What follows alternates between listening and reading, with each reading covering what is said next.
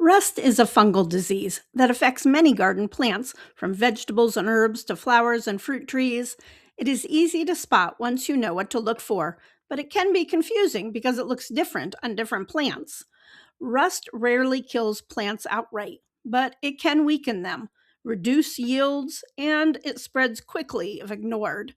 Today, we're talking about how to spot rust and control it organically. Hi, I'm Amy, an organic gardener, science teacher, and author. You can check out my book links in the description. Rust is caused by a large group of fungi in the order Puccinellus. These fungi are obligate parasites, meaning they live on living plant tissue. Unlike many soil fungi, rust fungi do not survive well without a host plant. Plants often infected are pears, crabapples, beans, corn, and roses, but any plant can get rust.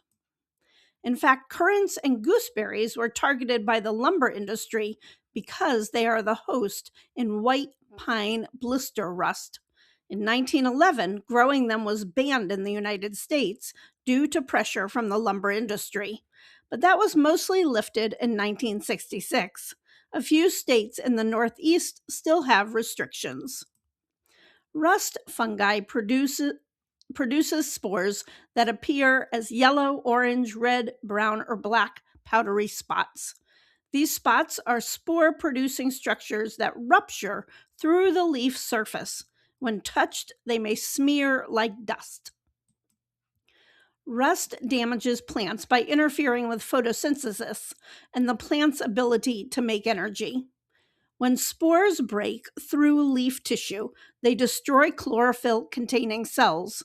The effects include yellowing leaves, leaf drop, and smaller or fewer fruits. So while your plant probably won't die, they certainly aren't thriving or producing quality flowers and fruit. The good news is they are host specific. This means the rust that infects beans is not the same rust that infects roses. Because of this, rust usually spreads within plant families rather than across the whole garden. Rust thrives in moderate temperatures with high humidity and nighttime temperatures of 65 to 70 degrees Fahrenheit and moderate daytime temperatures. Leaf surfaces that stay wet for long periods are more prone to rust. Some spores, like corn rust, winter in the tropics and are carried by winds in the spring. Some rust fungi overwinter in infected plant material and grow when the weather is warm. Humans and animals can carry the spores. Rain splash, overhead watering, and tools can all move spores from plant to plant. So how are we going to control the fungus? First, keep a clean orchard and garden. Wash your garden gloves and tools in a 10% bleach solution. If you have had rust in the orchard, then clean your pruners in between trees. And remember to oil your tools when done to prevent rust, the metal kind. Second, if you are having an issue in your garden, look for rust-resistant varieties. Catalogs like Johnny's let you filter for disease resistance. Resistance does not mean immune, but resistant plants develop fewer symptoms and recover faster. Also, match plants to your site. Plants that are stressed by shade, poor airflow, or compacted soil are more likely to develop rust. I've done several videos on fruits, vegetables, and herbs that grow well in partial shade areas. Improve airflow, especially if you've had rust or other fungal issues like powdery mildew. I will admit, especially since I've gone from a farm to an urban garden, that I like to push plants close together so I get maximum yield. But that can backfire. Follow spacing guidelines so air can move in between plants. This will help dry the leaves after a rain and dry out the fungal spores. Water the soil, not the leaves. I know I say this a lot, but overhead watering is one of the biggest contributors to fungal disease. Use drip irrigation or soaker hoses. Water early in the day so leaves have time to dry out.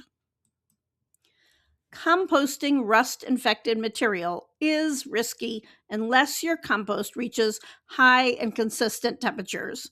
So use a compost thermometer. I have a link for one that I use below, and monitor your temperature.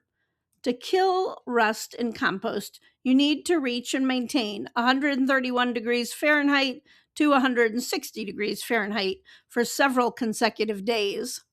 Also, a compost bin like this one with wire mesh allows for better airflow. Use organic fungicides when needed. They won't eradicate rust spores, but they can slow its spread. Neem oil is my go-to for mild infections of rust, or when I just start to see it developing. The next step up for any fungal disease would be a copper fungicide. Proceed with caution, as too much can burn plants.